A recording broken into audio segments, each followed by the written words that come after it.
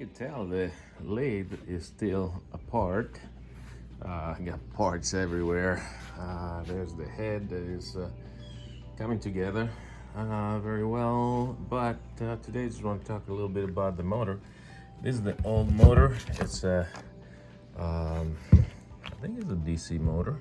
Yeah, DC 110 volts, and it's a half a horsepower, I guess. Yeah, half a horsepower is 300 kilo something. Anyway, that it's a real weak motor, so I'm replacing it with this one. This is a 1 horsepower, maybe a little more, I don't remember, but it's a sewing machine servo. Comes with its own box. It's already been programmed. I might have to do some light programming on it, but the project for today is to mount this motor on the lathe bed. We're gonna need to cut some slots in the lathe bed right up in there. So you can see I have the bed mounted on the mini mill, and we're gonna do some cutting. We're gonna use that particular cutter to cut a couple of slots. I already mapped them out, so we should be getting going soon. And we're cutting the slots for a new motor. Just show you real quick. Gonna move the y-axis to start cutting the slots.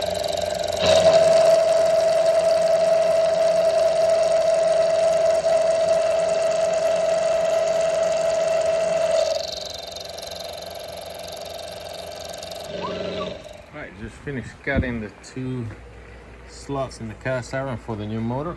Here's the new motor with its mount. It's gonna be 3 times as powerful, and it should slide right in there. Oh yeah, there we go.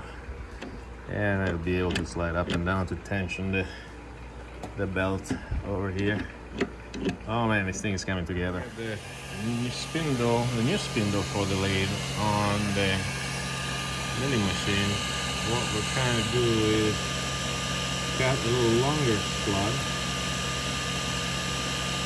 in there and a little deeper for the new, let's see, for this new pulley that's gonna go in the back there. It's gonna go right there, and it's got a keyway. So we need a little longer slot. Now this pulley is because we're changing the motor to a new servo motor. Don't know where it is anymore. There it is. Old motor over there, new motor over there. And we're getting rid of all the internal gears.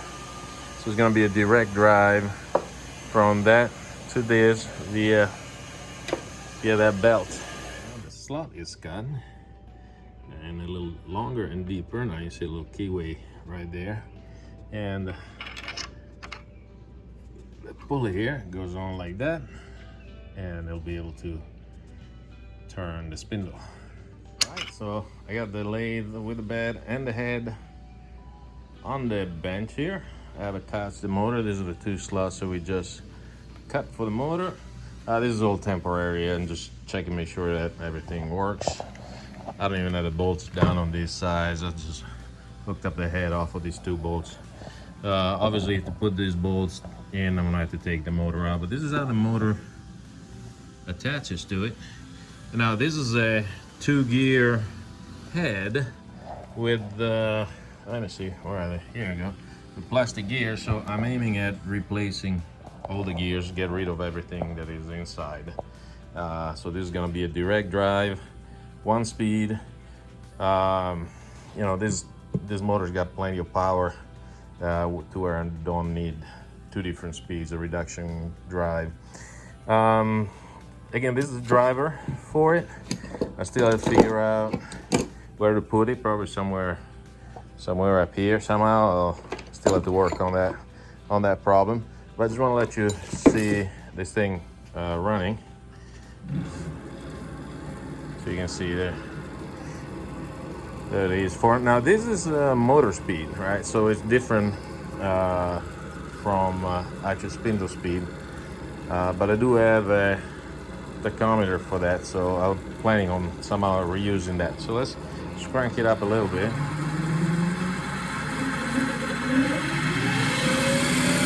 So that's 3,500 motor speed, which should give us a couple of thousand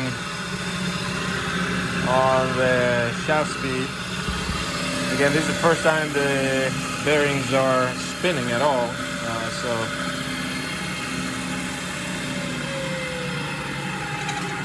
let's see what's the lowest one that she will go.